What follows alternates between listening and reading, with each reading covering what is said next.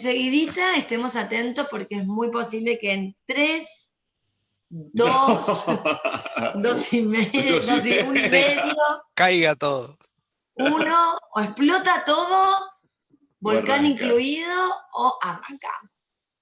Muchas veces puede ser que Destino Belén está transmitiendo en vivo. Estamos en vivo. Un viernes verde. Felices de estar con ustedes. Aníbal, sí. Gracias por estar de nuevo. Bueno, acá nos saludamos así. Nos saludamos así. Tenemos que respetar la distancia. Obviamente que nos sacamos el barbijo. No suena el teléfono nunca. Te lo juro por Dios.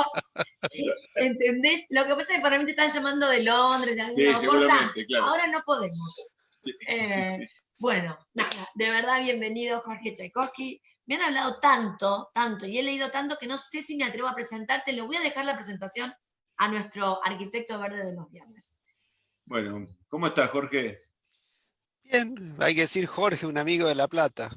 Sí, muchísimas gracias. Yo lo que puedo decir es que uno es, no sé, uno de los 4 referentes de la Argentina, 5, 4, de sustentabilidad, realmente de la gente que más sabe en la Argentina, no nombrar maestría. Podemos decir que es el director de la maestría de arquitectura sustentable de la Facultad de La Plata, de la Facultad de Arquitectura de la Universidad de La Plata. Si querés redondearlo, es así. Es un placer y un honor, y debo decir, si me permitís, que te manda saludos Pablo Asqueta. Ah. Bueno. Así que sonrío nada más.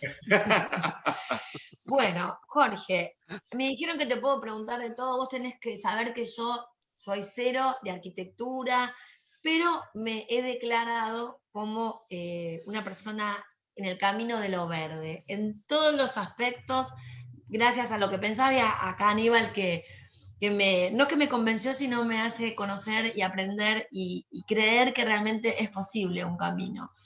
Y bueno, tengo que empezar por la pregunta de qué te hace, no sé si digo mal, vos corregime, si más de 35 años que estás en este camino de lo sustentable, más allá de tu maestría, que creo que es una de las últimas cosas que has hecho, pero ¿cómo empezaste? ¿Qué te llevó por este camino y tantos años a no claudicar? Esa pregunta es muy difícil. ¿No estudiaste? No. A no claudicar. Mi silencio implica mucho, ¿sí? Porque arrancaste por la peor parte. Pero esas son las buenas preguntas de los periodistas. No lo sé. Lo importante es el por qué comencé. Y luego vemos por qué seguimos y qué siguió pasito a pasito, digamos, en pocos minutos. Entonces, ¿por qué empezaste? ¿Cuál fue el detonante? En mi alta infancia y preadolescencia, eso que se ve en el fondo es la ciudad de Posadas, a orillas del río Paraná, mi ciudad natal, y ahí más o menos donde apunta el eje de mi cabeza estaría mi casa, mirando al río. Entonces, en Misiones hace mucho calor, pero en las 2 habitaciones, a medida que la propiedad familiar iba creciendo, nos iban mudando a los hermanos y hacía demasiado calor. Demasiado calor, y yo no podía entender cómo hacía demasiado calor, demasiado frío. Entonces, intrigado con esto, me puse a indagar en los libros, porque en ese momento no teníamos Google para ir a buscar. Entonces en la biblioteca de la escuela no había nada, me fui a la biblioteca de la ciudad, no había nada, hasta que alguien me mencionó que había un libro de 1936, muy conocido para todos los arquitectos, donde uno saca medidas. Estoy acá pidiéndole que diga el nombre al Neufert, al señor alemán, y había un capítulo donde más o menos explicaba esas cosas. Y bueno, yo asombrado, empecé a imaginar cómo había que remodelar ese lugar donde habitaba con mis hermanos, para que no sea tan caluroso. Bueno, eso fue siguiendo, luego vino la escuela secundaria, en la que hice la industrial como maestro mayor de obra, y cuando tuve que hacer proyecto, eso eran materias de quinto y sexto, había que hacer proyecto de algo, como si fuéramos Claro. arquitectos, y yo diseñé una escuela secundaria, en ese momento era bioclimática, no sustentable porque el término en esos años, fines de los 70, era el bioclimatismo. Y nada, a Ajá. partir de ahí, una vez que vine a estudiar arquitectura, yo seguía con estas cosas. En primer año había que hacer análisis de un proyecto de Mario Botta sobre el lago de Lugano, y mientras Ajá. todos hacían las cuestiones formales, estéticas, típicas de los arquitectos, yo hice todo un análisis desde un punto de vista de la energía, del sol, y me reprobaron. ¡Ah! No, es increíble, ¿eh? Y no quiero mencionar al que era mi ayudante, hoy señor profesor titular, porque si no, se arma un escándalo en la ciudad de La Plata. Pero bueno, luego de eso yo seguí insistiendo, ¿sí? Soy una persona muy tosuda, y entonces seguí insistiendo, y después de eso me abollaban las entregas, me rompían las láminas, todo eso pasaba. Las calificaciones comenzaron a subir, y para quinto año ya nos dieron una especie de tema libre. ¿Sí? Tema Ajá. libre, era o sea, estábamos trabajando en un lugar donde hoy nadie casi puede entrar, o hay que ser un especialista para entrar, que era Fuerte Apache. O sea, Ah, claro. Sí, la sí, cátedra donde estábamos estaba integrada por 3 profesores, un poco de las izquierdas, ¿no? Y claro. entonces trabajábamos sobre vivienda social, y teníamos que hacer el Sí, equivalente en el partido de 3 de febrero, teníamos que hacer sí. un mega conjunto habitacional. En esa época se hacía para 15.000, 20.000, 30.000 habitantes, era una monstruosidad, pero cuando vino el tema libre, entonces elijan uno de los edificios que proyectaron, dejen de trabajar en equipos tan grandes, éramos equipos como de 15 compañeros, elijan un edificio, júntense de a dos y hagan lo que quieran. Así, cuando dijeron hagan lo que quieran, ¿qué hizo Jorge?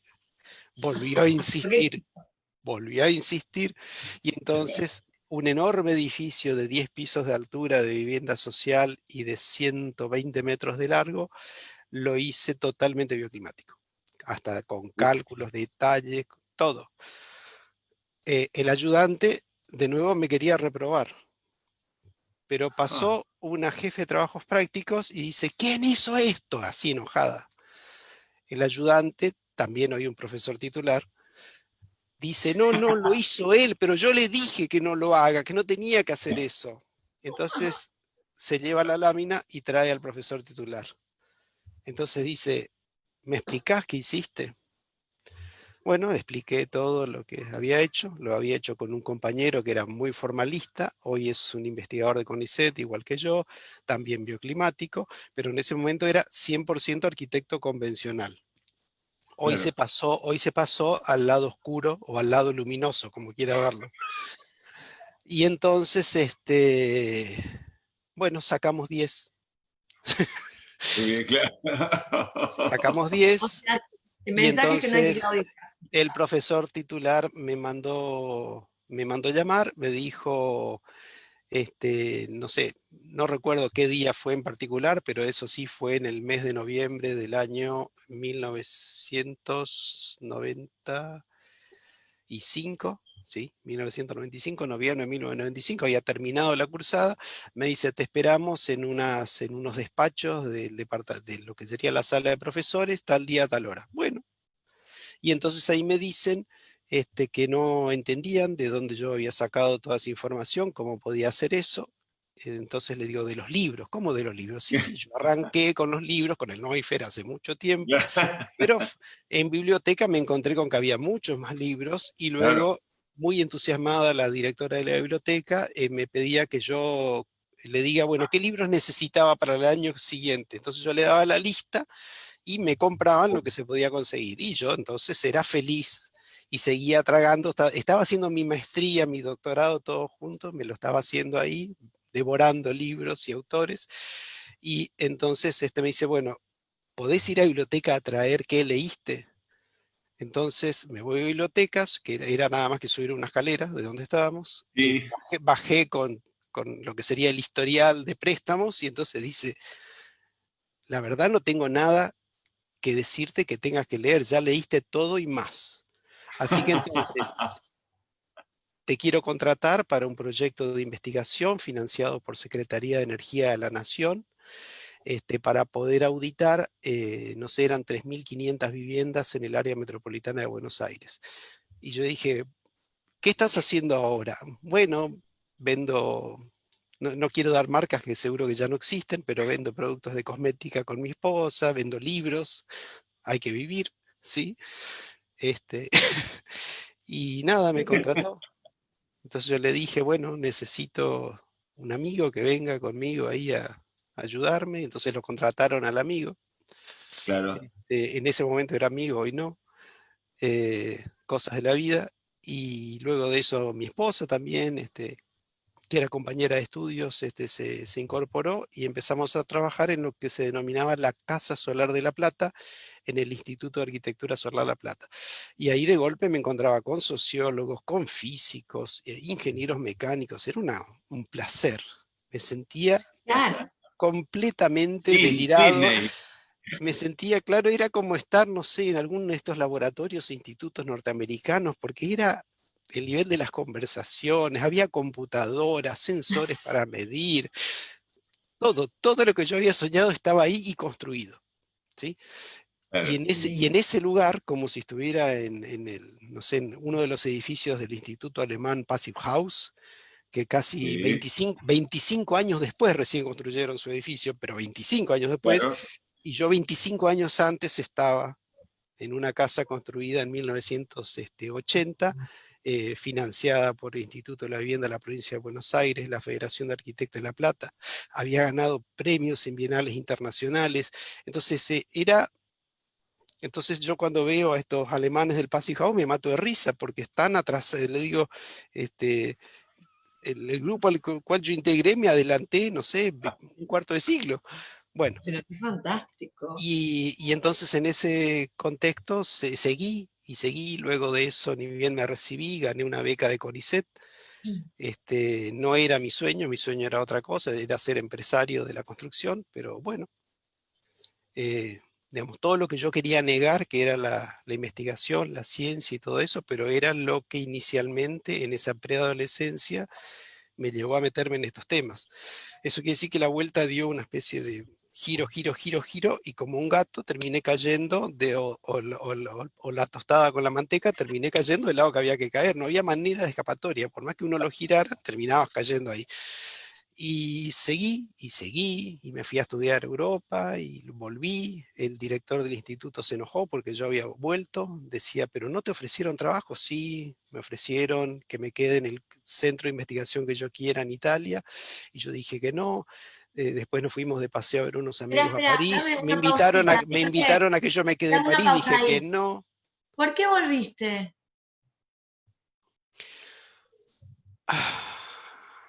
De nuevo la pregunta difícil. ¿Por qué volví? Para eso estoy acá. Sí, sí, porque en ese momento mi esposa me quería matar, porque decía, vos no te imaginás, justo gobernaba Alfonsín, estaba en plena hiperinflación, año 89, un desastre en Argentina, total. Entonces decía, pero vos no te imaginás a dónde vamos a volver, no vamos a tener para comer, Mm. ¿sí? Así. Entonces digo, yo tengo que volver. Y no era una cuestión de extrañar, no, no, yo decía, yo tengo que volver. Tengo que seguir un camino en la Argentina. ¿Sí?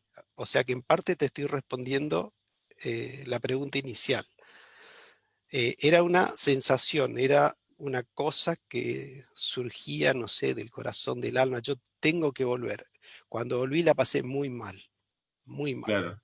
No, no, horriblemente mal, porque la facultad me la hizo pagar mal, los colegas me la hicieron pagar mal. Era como que todos se habían confabulado para hacerme la vida imposible, porque el sueño de todos era tener un trabajo en un centro de investigación o en algo importante en Europa en ese momento. Y no entendían cómo yo volvía, tampoco mi esposa, ¿no? Todos me querían matar. Y, y nada, me dejaron sin trabajo, me dejaron sin cargo docente, me quedé sin beca, eh, y nada. Yo dije, no me van a ganar, no me van a ganar. Este, entonces me comprometí a que me dejaba en cada concurso de docente para ser ayudante que me presentaba, me dejaban fuera de orden de mérito. O sea, me humillaban a ese nivel y yo dije, no me van a ganar. Entonces me presentaba para cargos, para esto, para lo otro, y seguí, como buen vasco polaco, porque me dicen que los polacos son parecidos a los vascos, o viceversa, y entonces tosudamente insistí, y bueno, finalmente se abrió una ventana de oportunidad en el año 1999, donde se llamaron a concurso cátedras. Entonces dije, yo no puedo competir para ser profesor titular de arquitectura porque me masacran, tampoco de historia. Entonces digo, bueno, ¿qué es lo que nadie va a querer? Instalaciones. Y bueno, ahí salimos primeros, sí. Hicimos una propuesta que fue la primer, eh, digamos, como eso está todo depositado, entonces yo dije, bueno, busqué dónde están trabajando de una manera diferente todo esto. Bueno, era en la Escuela de Arquitectura de la Universidad de Michigan. Entonces me bajé todos los planes de estudio, los contenidos de la asignatura, y con todo eso, con mi esposa armamos la propuesta pedagógica para una cátedra de instalaciones que en ese momento la palabra sustentable todavía no estaba. Entonces era con diseño ambientalmente consciente. Y entonces impusimos en la Argentina el término diseño ambientalmente consciente, que luego pocos años después empezó a aparecer el término sustentable. Ahora, cuando uno miraba internamente los documentos de la Universidad de Michigan, entonces aparecía tímidamente sustainable. Entonces aparecía por ahí, pero no era como una cosa central. Y en la parte sustentable, eso ya viene después, ¿eh? ¿En qué año eso? Eso es en el año 2006, cuando nos mandan a llamar, se enteran de lo que estábamos haciendo en La Plata, y nos mandan a llamar el diario Clarín, de que estaban recibiendo muchos proyectos y bibliografía con algo que no entendían de qué se trataba, y la palabra era sustentable o sostenible. Entonces, bueno, charlamos, les explicamos con mi esposa de qué se trataba eso que estaban diciendo, que no era tan complicado, y entonces dicen, bueno, ¿por qué no hacemos un coleccionable? Y entonces ahí surgió, se publicó entre febrero y marzo de un coleccionable de 7 capítulos, y luego de eso nos dijeron, bueno, vemos que ustedes se quedaron como que faltan cosas. Bueno, agregamos entonces y terminaron siendo 10 fascículos, que luego Clarín lo publicó como diario, y a partir de ahí todos los colegas de la Argentina empezaron a, a- a entender un poquitito más de qué era esto de lo sustentable. Pero unos meses antes, entonces yo entré dijo, tengo que practicar, tengo que sintetizar mi cabeza porque era tanta cantidad de información que cómo hacer para simplificarlo. Y entonces ingresé a Wikipedia, me di de alta como autor, porque uno ahí es autor pero no es autor, y entonces creé la voz Arquitectura Sustentable. Entonces a partir de ahí en Wikipedia comenzaron a aparecer eso y muchos más. Entonces es como que terminé escribiendo un montón de libros, pero sin cobrar derechos de autor en Wikipedia. Qué amor. Bueno, detalles, Este, ¿no? y lo de Clarín tampoco cobramos nada, eso era, me dijeron, Puntualmente, es por la ¿por fama nada más. qué estabas haciendo en ese momento que dijiste que te contactó Clarín? Era Dijiste, se profesor, enteraron de lo que estaba haciendo. ya era investigador de CONICET y ya era profesor titular. Todavía no tenía un laboratorio, eso fue unos años después, en el 2009 fue el laboratorio. En ese momento estábamos investigando desde la cátedra. Eso quiere decir que en CONICET aparecía como centro de investigación la cátedra de instalaciones, ¿eh? de La Plata. Y entonces nosotros desde la cátedra investigábamos, y ahí teníamos un equipo de investigación con computadoras, elementos de mediciones. La facultad nos proveyó de un depósito húmedo que se inundaba, y nosotros lo acondicionamos con los becarios y los estudiantes, y armamos ahí nuestro pequeño lugar. No queríamos que nadie nos viera, entonces tapamos todos los vidrios Pero y nunca. trabajamos en secreto. En el momento en que ya estaba todo listo, pintado, arreglado, y vos dirás entonces, ¿con qué dinero? Nada, con el dinero propio. Siempre arrancamos invirtiendo todo con el sueldito de profesor, de docente. Con lo cual, acá volvemos otra vez a tu primera pregunta. Esto es una cuestión que surge del alma, ¿sí? Y es una especie de necesidad. Y como la humanidad va hacia el desastre total, ¿sí? No, si Entonces, me... cuando yo daba charlas en esa época, me Ujú. decían que estaba loco, los estudiantes de la facultad me silbaban, los profesores me decían, ahí viene el loco de la facultad. Bueno, con los años esos mismos profesores me contrataron de asesor de proyectos, bien. Y yo me reía, le decía, ¿te acordás lo que me dijiste en tal año? Bueno, A mí, vos sos Tchaikovsky de apellido. sí, A mí me gusta el básquet.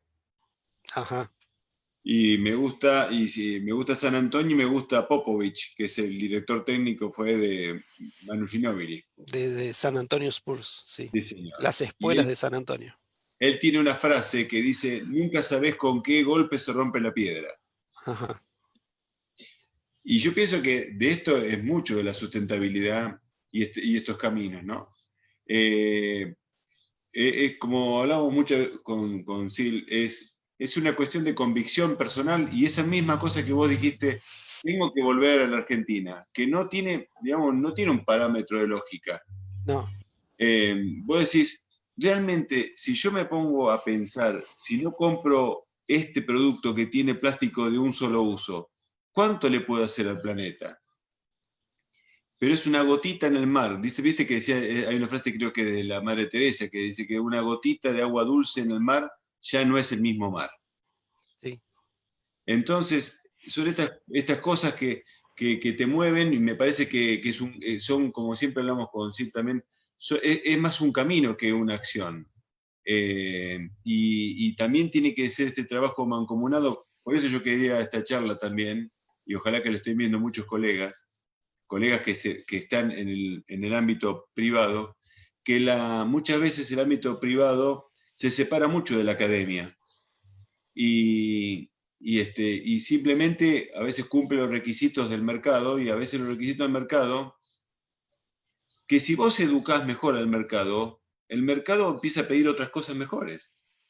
Si uno responde inmediatamente a lo que está pidiendo solamente, sí, son más metros cuadrados construidos de la forma más barata. Pero cuando vos decís, pero mira, tendrías que evaluarlo de esta forma, de repente empiezan a salir otros requerimientos que cuando uno está conectado con la academia, puede tener, digamos, un asesoramiento que no viene desde lo comercial, como hablábamos también antes del programa, que muchas veces muchos profesionales asesoran a sus clientes con lo que le asesoran las empresas, que son los que venden tal o cual producto, que cuando uno se separa del ámbito académico no tiene tanto respaldo. ¿Vos cómo lo ves esto, Jorge? El tema de la conexión entre la academia y lo que trabajan en su laboratorio con la vida profesional. No, estamos completamente escindidos, separados. Prácticamente hay muy poca relación, ¿sí? Y por más de que permanentemente de charlas para el colegio de arquitectos y cosas así, es muy difícil bajar a, a una forma muy simple de entender de qué se trata la sustentabilidad y la eficiencia energética y por qué hay que invertir en esto. Entonces, la mayor preocupación de mis colegas, después o entre medio de todo eso, también comencé a ir a partir del año 1991 a IRAM y también me fui quedando y me quedé como 25 años ahí. Este, y en ese caso nadie me pagaba, yo iba, firmaba y representaba a la Universidad Nacional de La Plata, ¿sí? Pero yo era el que me pagaba el viaje a Buenos Aires. Y entonces buena parte de las investigaciones que hacíamos en La Plata se terminaron todas convirtiendo en norma, entonces, y luego se convirtieron en leyes. Y entonces yo también asesoré al sector político, a concejales para hacer ordenanzas, a, a legisladores para sacar leyes. Entonces, buena parte de lo que tiene que ver con el tema de la sustentabilidad que tiene la ciudad de Rosario, este, dio la casualidad que también había otro bioclimático que era concejal por el Partido Socialista, y entonces intercambiábamos un poco de correspondencia para ver de qué manera se podía armar una ordenanza y cómo hacerlo para que pase. ¿Por qué para que pase? Porque no hay manera que pase, ¿sí? Y entonces, poco antes de eso había asesorado a una legisladora de la provincia de Buenos Aires para la ley 1359, y Claro. luego el gobernador Solá me nombró secretario coordinador de la reglamentación, y yo todo siempre ad honorem, todo iba, porque entendía y sigo entendiendo que no es posible que la Argentina esté tan atrasada, y no a nivel de países del primer mundo. Nosotros estamos atrasados con nuestros vecinos. O sea, Totalmente. no sé, Chile está 25 años adelantado a la Argentina en Sí, estas sí. cosas, ¿sí? Y Y lo bueno, mismo, y una gran parte. Brasil un poco menos, serán 18, 20 Sí, años, ¿bien? Y acá se sigue discutiendo eh, si las normas IRAM tienen sentido aplicarlas, o, o si tiene sentido colocar un poco de lana de vidrio en un techo. Esas cosas se discuten.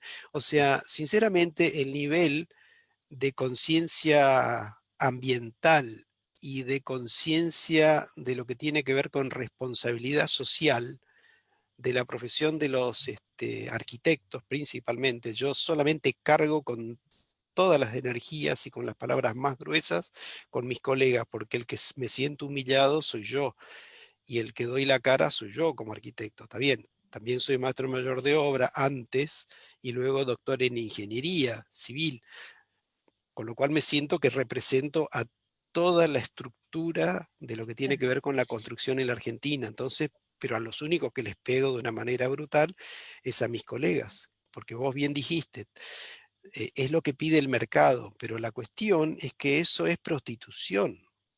Eso te quería Porque, preguntar. porque ¿qué es la prostitución? La prostitución es ¿Sabés qué? venderse y competir al menor valor posible. Claro, Entonces encima sos una especie de esclavo, porque con tu temor visceral a que no te den el trabajo, entonces vos lo que haces es que el inversor saque el máximo beneficio posible.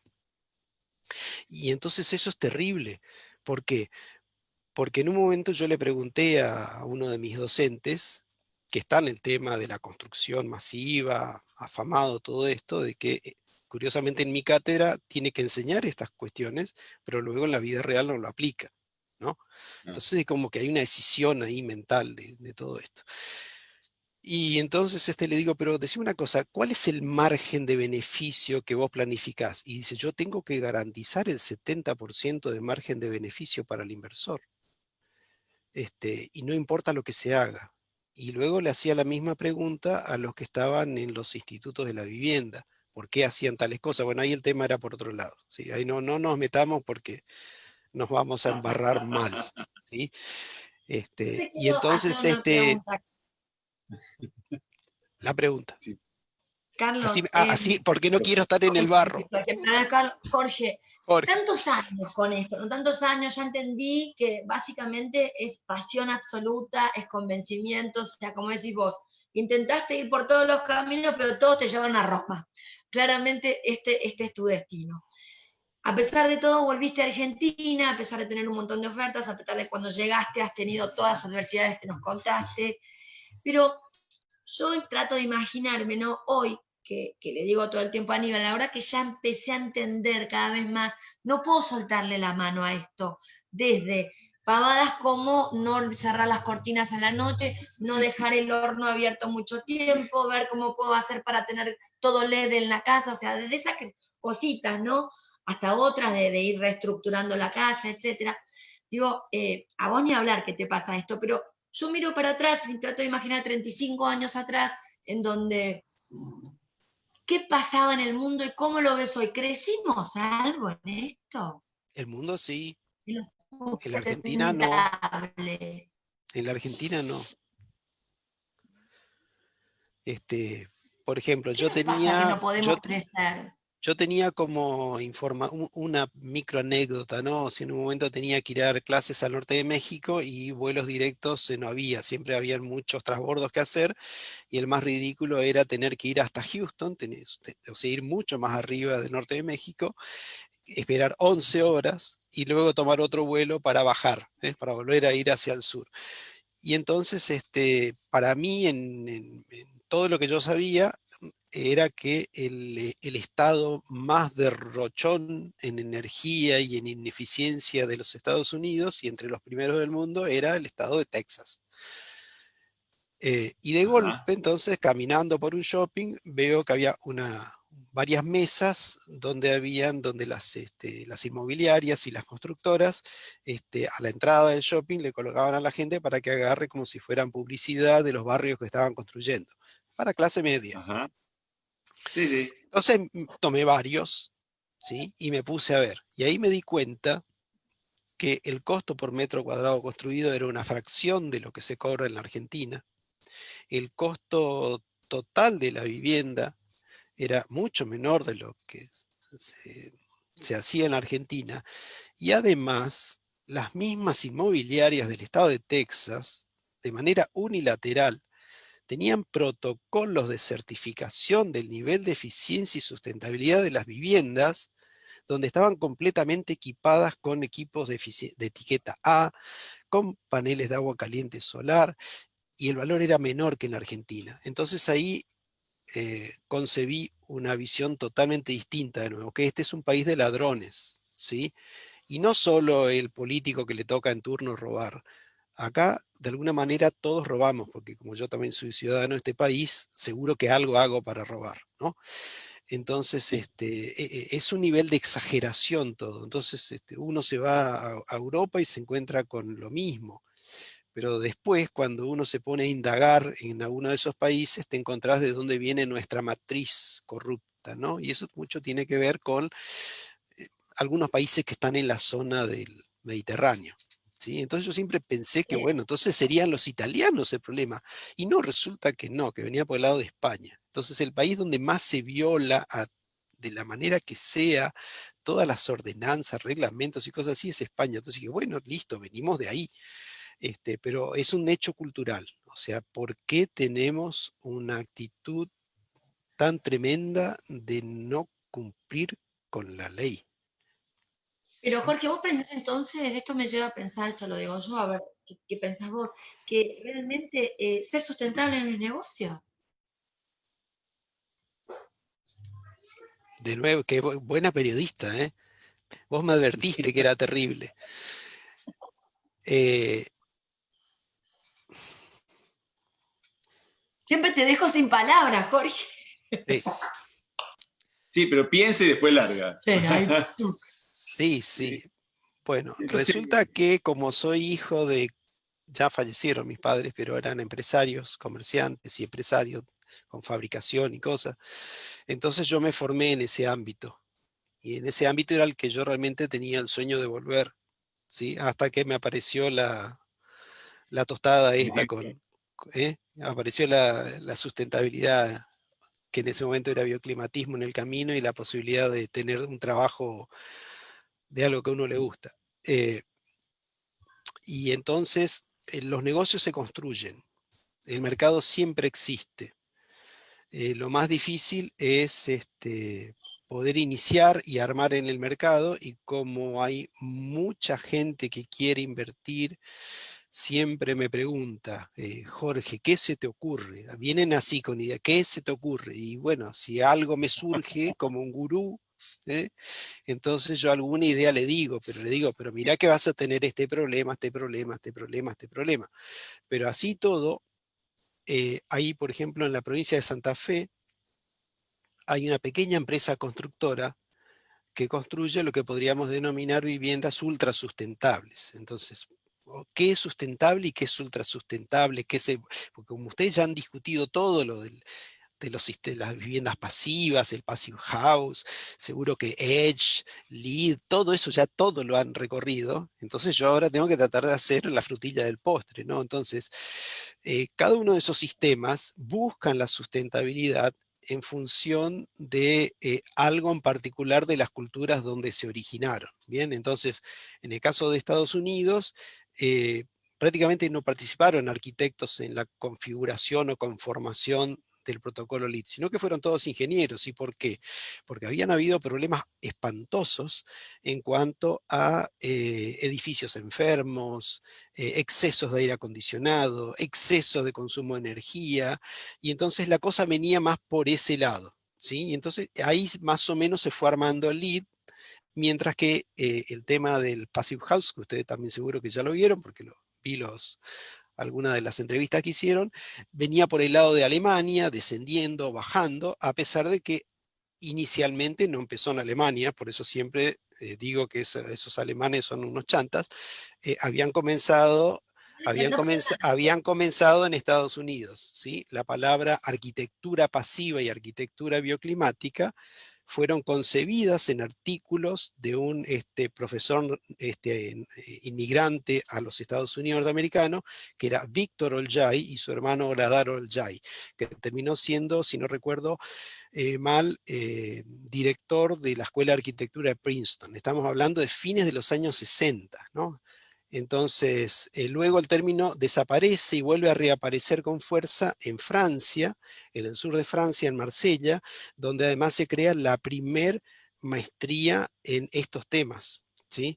Y entonces, sigue pasando el tiempo y bueno, termina apareciendo Alemania, pero cada uno le ve el negocio, ellos lo toman por el lado del negocio de lo que significa certificar algo. Claro. Ahora, ¿qué es lo que certifican? Bueno, si alguien me pregunta, definime, ¿cuál es la definición más simple para un edificio sustentable? Yo entonces lo primero que digo es imposible hacer arquitectura sustentable. Y de golpe todos se hacen plop, como en esos dibujitos de los años 20. ¿Y por qué? Porque se supone que lo que yo construya tiene que minimizar, reducir al mínimo el impacto ambiental, local, regional y global. Entonces, si de golpe los terrenos más baratos que uno puede encontrar para hacer barrios cerrados o conjuntos de vivienda para social son humedales, entonces, ¿qué es lo que hago? El impacto es terrible porque si hay algo que hay que preservar son los humedales, porque son todos los sistemas de regulación natural de lo que tiene que ver con el agua en superficie y el agua que está en el acuífero. Entonces, además regulan otro montón de temas. Entonces, la defensa está en la cuestión de los humedales. Si de golpe tengo que minimizar el impacto global, entonces tengo que evitar emitir, tanto en los materiales que yo hago ingresar a la obra, como durante todo el funcionamiento del edificio a lo largo de una vida útil que podrá ser 30 años, las emisiones de gas de efecto invernadero. ¿Por qué? Porque el problema hoy no es el problema de la década del 70. En la década del 70 la palabra que se usaba era contaminación, y esos fueron los libros que yo leí, y todavía tengo uno de esos libritos del 7º grado de la escuela primaria, y es donde de alguna manera me metí en estas cosas, y yo lo vuelvo a leer hoy y estoy sorprendido. Ese librito de miércoles fue el que me pudrió el alma, ¿sí? Jorge, hay una cosa que no podemos compartir con vos, que es este café. No hay Pero problema. tenemos un cafecito de nuestro Alma Mora, que es un café que vamos siempre, y nos mandan, mirá lo que nos mandaron, nos encantaría compartirlo, pero ¿vas a venir a vernos en algún Sí, momento? cuando no haya pandemia voy. Sí, pero Y hacemos la entrevista ahí. Sí. Venimos tramando algo ya hace tiempo con Jorge. Sí, yo soy como cómplice de atrás, pero estoy al tanto. Estamos armando ese simposio y seguimos, y bueno. Ya va a salir el primer Congreso de Arquitectura Sustentable, ¿no? Sí, claro, de acá, de nuestra zona. Va a ser. Patagónico. Sí, sí. También acá hubo, hace muchos años, hubo un núcleo de arquitectura patagónica y era muy lindo porque trabajaba en conjunto con Chile, se Sí, tomaba como región.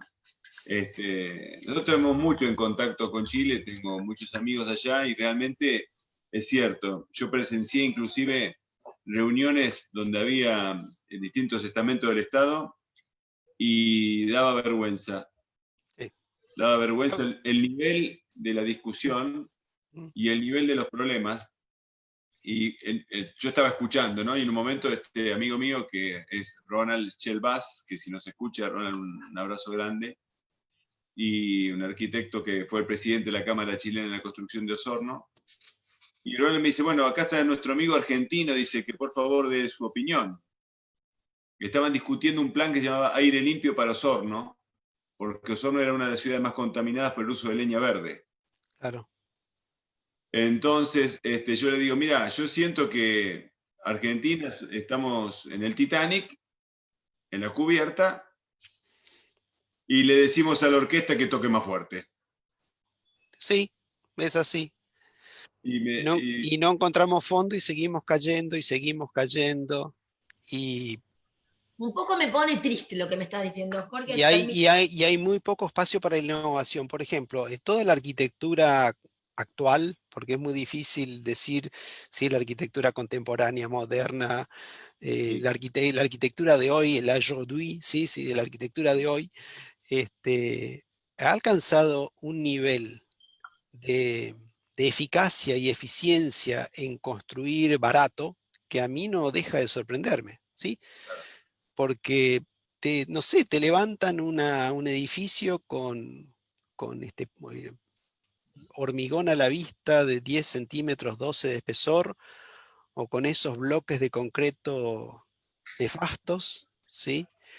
Y todo vidrio, ¿sí? Entonces, la manera de construir, yo reconozco que estoy admirado, porque como soy un racionalista casi de los años 20, 30, soy un arcaico, es como que alguno se murió y yo volví a meterme en el espíritu de alguno de esos heroicos post pandemia del 18, ya que terminé, convence. A terminé ver, descubriendo que todo esto de la arquitectura moderna surge después de la pandemia del 18. a ver. No, no sería la palabra convencer, ¿no? Porque creo que el convencimiento, por lo menos desde propio. donde es claro, desde donde yo lo miro, es propio. Pero me estás, o sea, hemos tenido un montón de charlas, sos tan frontal, tan claro, pero ¿cómo haces? O sea, yo compré esto, yo ya veo que en mi vida quiero ir para adelante con esto, de ser más verde en mis actitudes, en como hablamos de comprar local, de trasladarme en bicicleta todas las veces que pueda. Yo sé que no voy a cambiar el mundo. Bueno, todavía no lo sé, capaz que sí, pero bueno, hoy, ahorita no lo voy a cambiar, pero somos muchos los que de a poquito vamos Sí. pensando en reutilizar, en reducir, en reciclar, en una casa más eficiente, en una forma diferente de construir. Quizás no somos lo suficientes, también lo acepto y tengo cero idea de los números, pero digo, ¿cómo vos, viendo esta realidad que es tan complicada, tan difícil, haces para que, o cómo harías en tu diaria para sentar y decir, no, escúchame, no, no hay forma, esto no, que estás haciendo, esto que quieres hacer, no puede ser. ¿Cómo haces? Porque no te A tendrías ver, que salir yo pienso que él quizás el diálogo es distinto. Él no va a hablar con un cliente. El tema que tiene él me parece que es el choque contra los profesionales que no le entra la bala. No, bueno, no, no, profesionales. yo he tenido clientes asesorando a mis colegas, pero por presión de los clientes. Y entonces en La Plata hay construidas viviendas sustentables, pero he tenido clientes que eran mucho más de izquierda que yo. O sea, yo no soy de izquierda, soy de centro. Sí, pero de centro un poquito hacia la izquierda, por el lado de la sustentabilidad dicen que no es de derecha, pero no lo sé. Pero algunos eran de derecha y otros eran bien de izquierda, ¿no? Y entonces en ambos casos uno pedía eficiencia y el otro pedía sustentabilidad. Uno quería tener su pequeña quinta con su huerta y tener su nivel de autoproducción, y había construcciones que habían sido, yo hasta estuve, antes de que abandone la familia, estaban todos enfermos de los bronquios, porque la vivienda rural donde vivían en las afueras de La Plata, eran de paredes de ladrillo de soga, o sea, de 15, ni siquiera 15 porque no tenían revoque, era de 12, carpinterías de madera que estaban todas rotas, todo enmohecido, los pisos rotos, levantado, era una catástrofe. Entonces yo quería demoler todo eso para arrancar con una buena vivienda bioclimática. Y los comitentes se opusieron completamente, dijeron que no se podía demoler nada. Yo digo, bueno, entonces, ¿ese auto importado que está ahí es de ustedes? Sí, bueno, ¿cuánto dinero tienen? Tanto, no les va a alcanzar. Piensen que tienen que vender ese auto o sacar un crédito. Porque sustentabilizar algo que está en muy mal estado, inclusive estructural, es muchísimo más caro, ¿sí? que, eh, que arrancar de cero. Bueno, finalmente no hubo manera. Bueno, hoy viven felices en una vivienda que no necesita climatización casi ni en invierno ni en verano, donde se recoge toda el agua de lluvia, se tratan las aguas grises y las aguas negras, eso se utiliza en la huerta, tienen sus propios frutales, y son felices así, ¿no? También en San Martín de los Andes, hice el asesoramiento a una colega arquitecta que vive en la península, es en el inicio de la península de Quetrihué. O sea que Bueno, tiene, Eso sería, eso ¿no? quiere decir de que tiene arrayanes en su predio. Bien, hay gente viviendo en ese lugar. Y ahí de nuevo habían otras consignas muy fuertes que bueno, que la vista importante era en Nahuel Huapi, pero en Nahuel Huapi en ese lugar está mirando al sudoeste. claro. Y bueno, pero Fue la primera vez que usé triple vidrio, ¿sí? claro. Pero además le decían que el sistema de climatización por piso radiante, que era el más eficiente, no se podía usar.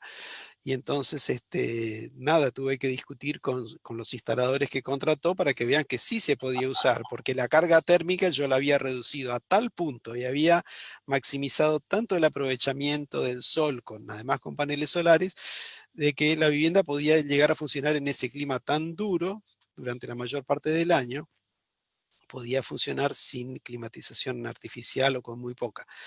Entonces, pero siempre a nivel de asesoramiento. ¿Y por qué? Porque yo tengo bloqueado el título de arquitecto, yo no puedo ejercer, ¿sí? Claro, Porque soy investigador del CONICET. claro. Entonces, como firmé ese contrato de exclusividad con la ciencia, entonces lo único que puedo hacer es ayudar al colega, pero para eso el colega tiene que ser permeable. El problema es Tenés cuando el colega no quiere saber nada. tenés una suerte de celibato. Sí, sí, yo me considero un monje, un sacerdote, Sos un sí, monje, sos un monje. Yo tengo sí, una estampita tuya, Jorge. sí, una tapita. Jorge, Estamos llegando al final ya, ¿no? estamos llegando al final, pero yo quiero saber si, mirando, porque te veo tan convencido y en definitiva tan contento, ¿no? Con tu elección, pero ¿cambiarías algo de tu historia? Hoy, mirando para atrás, ¿te hubieras quedado? Que quedan 3 minutos. Tenés 3 minutos. No, no. No, ¿No? Hubiera tenido más reconocimiento internacional, hubiera tenido más fama y no me hubiera venido a perder al fin del mundo, ¿sí? Pero no.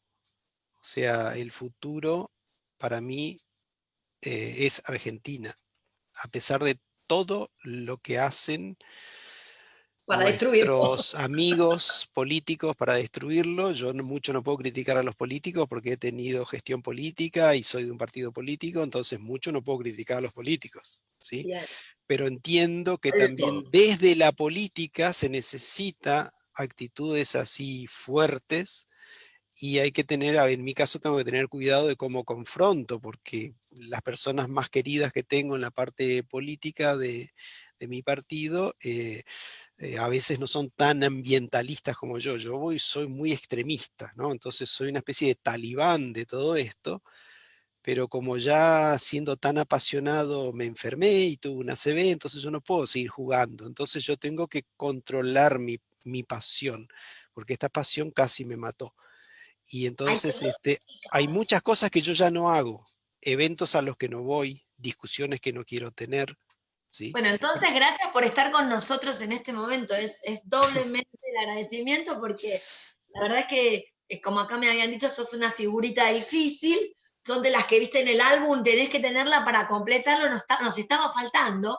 Así que de verdad, muy feliz de que estés acá con nosotros. Yo creo que, como decimos siempre, vamos a tener que volver a encontrarnos porque debo tener como 20 preguntas anotadas que no te quería interrumpir. Es como que nos abriste el paraguas de la investigación, por lo menos a mí, de lo académico, claro, sí, un poco de poder entendernos lo que está sucediendo del otro lado que nosotros desconocemos. Pero bueno, si querés dejar algún mensaje, para mí sería, no sé si vos querés hacer alguna pregunta. No, yo quiero decir algo antes de que se termine, es a los colegas, llamen a la universidad que lo van a atender bien. Los libros no muerden. Y otra cosa que le digo a mis colegas mirándolos así, me saco ¿Así? los lentes para... No, ahora no veo nada, pero los miro. No sean miedosos, porque la verdad son unos... ¿eh? Tengan No, un poco de, tengan un, decir las cosas como tengan un es. poco de ovarios y de huevos, Creo que se mira, necesita eso. Son Jorge, muy miedosos, muy temerosos, son el tan redondeo, timoratos. hay que animarse. ¿Sí? Creo que hay que atreverse. Esa es la palabra, ¿no? Atrevámonos a hacer las cosas bien. Aprendamos de Greta. Bueno, aprendamos de Greta, aprendamos de nosotros, nuestros de hijos gente, que nos lo marcan todo el tiempo. Animémonos y creo que es mucho menor el daño equivocándonos en este camino, claro que, sí, que en el no intentarlo. Sí, seguro. Lo más importante es que la sustentabilidad no va a decepcionar a absolutamente nadie. Es más lo que Nadie. ganás que lo que puedes perder. El formalismo es tan vacío como la imagen formal. Si uno quiere tener un alma hueca y un espíritu muerto, entonces que se dedica al formalismo. ¿Bien? Ahora, si quiere sentirse vivo y en contacto con este pequeño mote o grano de lo que sea en el universo, entonces si se quiere sentir parte, que se pase a la sustentabilidad. No se va a arrepentir. Me encantó. O sea que no nos queda otra, tenemos que seguir. Un Sí. millón de gracias, Jorge, con nosotros. ¿Tenés alguna red que te puedan contactar? Facebook, Instagram, una web. Sí, hay, o sea, hay página de Facebook que se llama lo mismo que la maestría, Arquitectura y Hábitat Sustentable. Eso está en Facebook. Hay grupos como de noticias o lo que sea, que tiene más de 4.500 miembros, que se llama Entusiastas Argentinos de las Energías Renovables y la Arquitectura Sustentable. Y además de eso, tienen la página de la cátedra, o sea, es imposible no encontrarnos.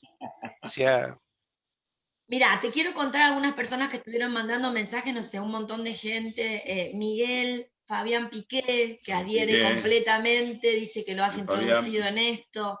Lili, Norma Aguirre, Claudita Ponce, bueno, un montón de gente y todos felices y agradecidos de esta linda charla que hemos tenido hoy.